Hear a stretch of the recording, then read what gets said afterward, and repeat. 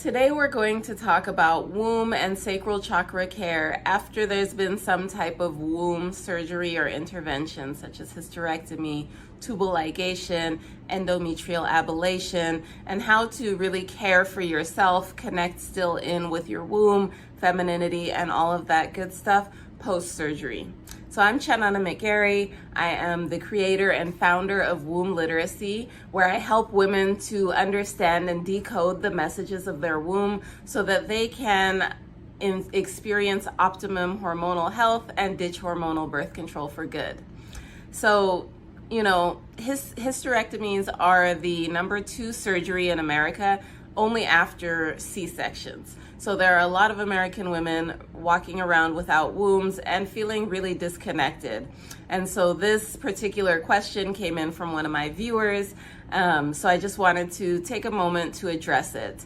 When we talk about the womb, that we see a lot in mainstream society, this tendency towards interventions, surgical interventions, chemical interventions, things like that. So, endometrial ablations are common for, heavy periods where the inner lining, the endometrium, is burned or frozen or otherwise removed. We want to look at things like, the elective cutting of our uterine tubes, which also has a spiritual impact on us, and definitely, the removal completely of the womb via hysterectomy. So I like to center the womb as this center point of basically our most powerful energy system, right? It's our creative birthing center. So that energy can never be completely cut off from our whole. There's this energetic template that when we're in utero, our womb is formed from. So that can never be fully severed or taken away. So I think that's important, for people to hear. And so if you are living life without a womb, one way to reframe your thoughts on that space, on the space that remains post-hysterectomy, would be to think of it just as your well of feminine power, because in essence, that's what the womb serves as, that's what that area serves as, and you can never completely squelch that once it's removed, right? So, it's still entirely possible to work with some of the tools that I'm going to offer in this video to reconnect with your femininity and the wisdom and guidance of your womb, and begin to just physically and energetically feel that life force again. So after any type of serious womb surgery, it's really important to give yourself a space to grieve the loss of, whatever it is you've lost or altered, and honor that wound that took place to help facilitate healing. So this is important to consider, especially if you never took time to do so, and even if you don't necessarily feel or didn't necessarily feel at the time any type of deep emotional response, because sometimes it can be on the more subtle, the energetic, the subconscious levels, but there's definitely an effect on your body when you have any type of surgery to the womb area. So, when facing something like this, you might consider just beginning with gratitude. Gratitude is always a good place to start for most things. Expressing gratitude for those parts that were altered or removed, right? So, for example, in the case of hysterectomy, if, you had a hysterectomy after having children, maybe give thanks for the way it grew and it stretched and it held those children. Or,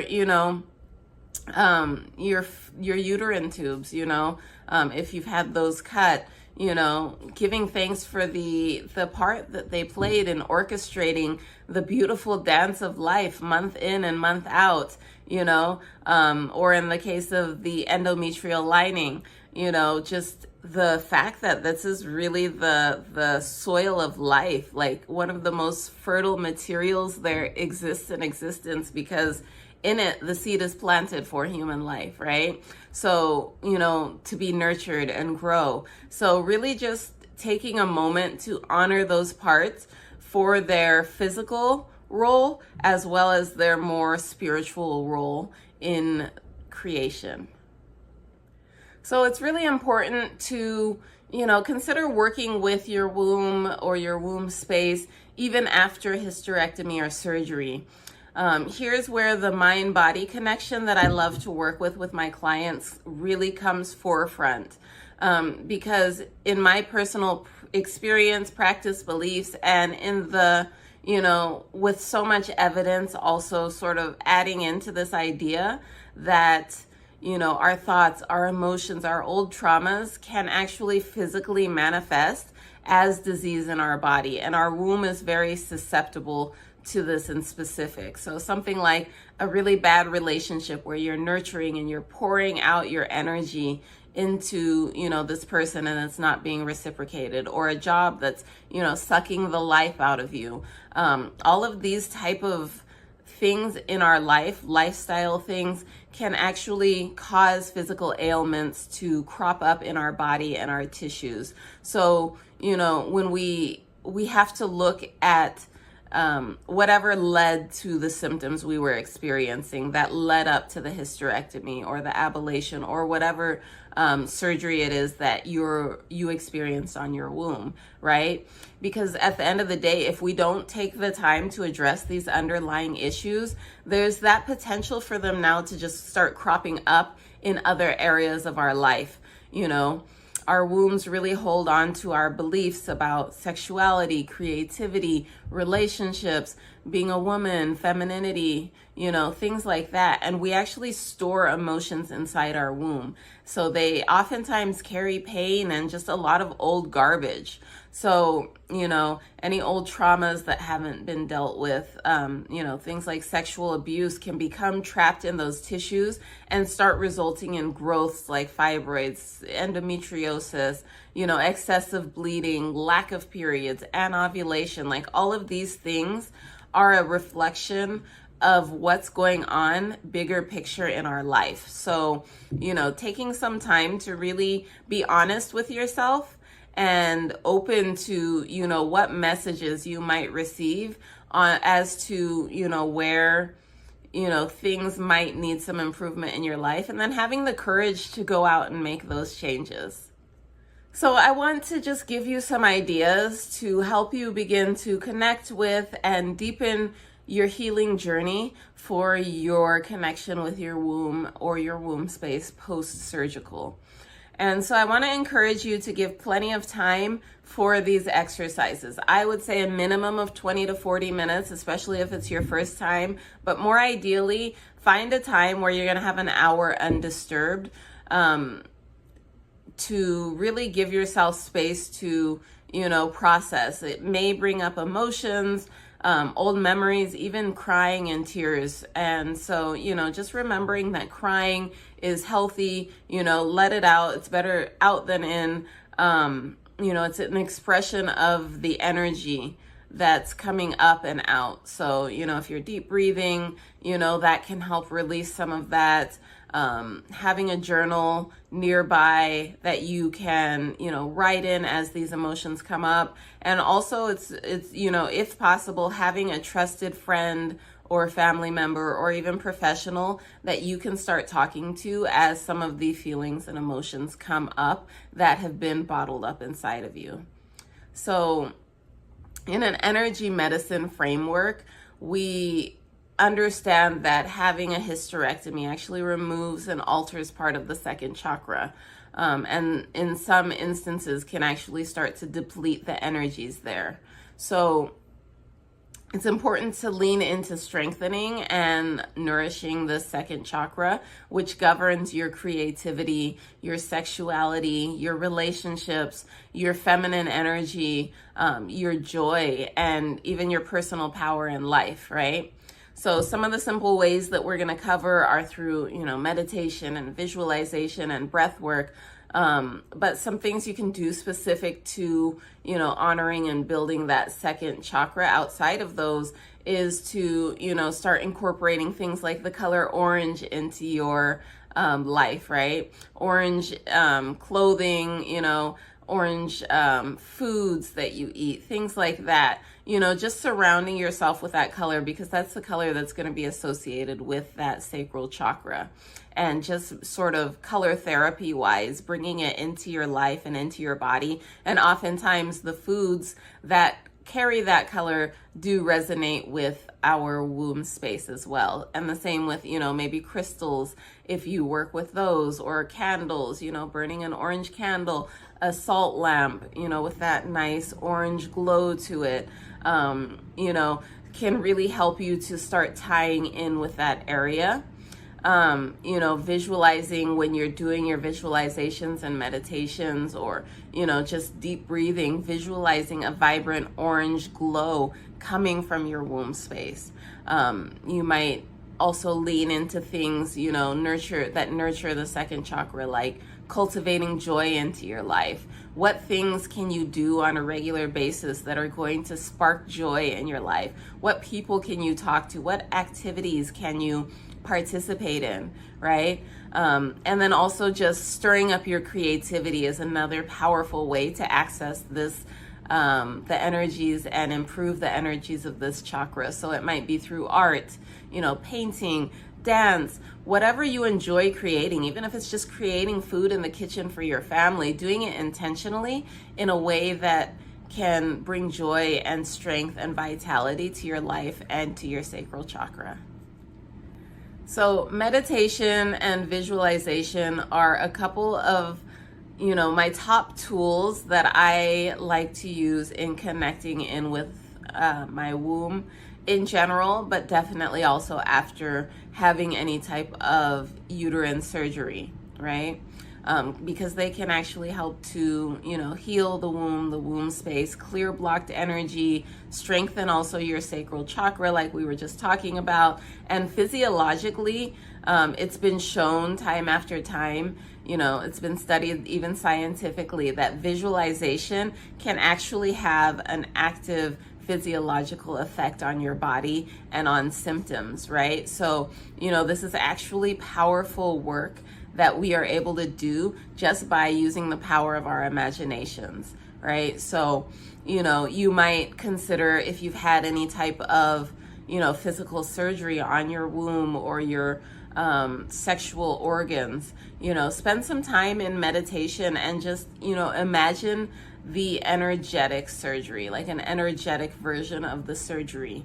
And in that, imagine a surgery which not only alters or removes, but actually cleanses and heals and removes whatever residue and, blockages and old stuff that led to necessitating that surgery in the first place, right? And, if you had any parts removed, it's great to, imagine holding these parts in your hand and speaking to them, really getting it all out, what would you say to them if you had the chance, right? Take some time to thank them and acknowledge what you went through, and, and then really, when you're ready, let them go. You might imagine yourself burying them in the earth, and maybe saying a prayer so that they go back to the earth and, get transformed back into nutrients and things that can be recycled and, facilitate growth. You want to really just spend time meditating on your relationships. So that can be, sexual relationships, past, present, and future. That can be, relationships with friends, with family, work relationships. All of those things really tie into our womb spaces, which is just, it's the chakra of connecting, right? So, and also meditating on creativity. Are there things that you love to create, but you're not creating them because you don't have time, you're busy, life happens, I get it, but kind of meditate on what that looks like for you, your relationship with your creativity, the children you've created, the life you've created for yourself, and things like your sense of security as well. And just spend some time journaling about this, really put some thought into it. And then, if you're still in your recovery period, really breathing healing light into your womb space, breathing in restorative energy and vitality, and really breathing out any pain and loss as you heal through, and as you've recovered, really just focusing on fortifying that sacral chakra by breathing in creativity, breathing in sexuality, bringing in personal power and feminine energy to those areas of your body. Even just 5 to 10 minutes a day of just that conscious breathing in, positive things right to your womb and then breathing them back out can make a difference if you're doing it consistently for several months. And last but not least, breath work can actually be really useful in helping to heal from some of this. So we want to, consider just doing some deep belly breathing, engaging your diaphragm, your abdomen, maybe place one hand on your chest, one on your abdomen, and just focus on really having the majority of the breath have your abdomen hand really rising and falling with your breath, more so than this chest hand, right? And then, bringing that energy, that breath right down into your womb or womb space, right? Some people say that breathing in and out through your mouth is the best way to really quickly transform your energy, it's just a really effective way to start getting that energy moving, so if that's comfortable for you during breath work, give that a try. And just, really start to just take long inhales, exhales. You don't have to be super fancy with the counting or anything like that. Just, nice in and out, and then begin directing that breath to your womb. And you might actually start to be able to physically feel, a relaxation, a euphoria, a, sort of warm or tingly glow as you start to expand your breath into that womb space. And, imagine the air as it's, flowing directly to your womb and pelvic area, feeling that stale energy release from that area with each exhale. So really each exhale is clearing out the whole womb space of whatever led to this surgery, for you, right? Fully oxygenating those areas, and helping increase the function and circulation by breathing directly into them. So I hope some of these tips were helpful to really help you start to reconnect to your sacred womb energy post-operation. And if you enjoyed today's video, please like it, please share it with someone who might be able to benefit from it. Make sure you subscribe to my channel and check out my website, wombliteracy.com, where you can get a free copy of my holistic hormonal health guide, which when you use that in conjunction with all the tips I shared here, will really help you to optimize fully your hormonal health and really fully embody that optimum feminine energy and womb wellness.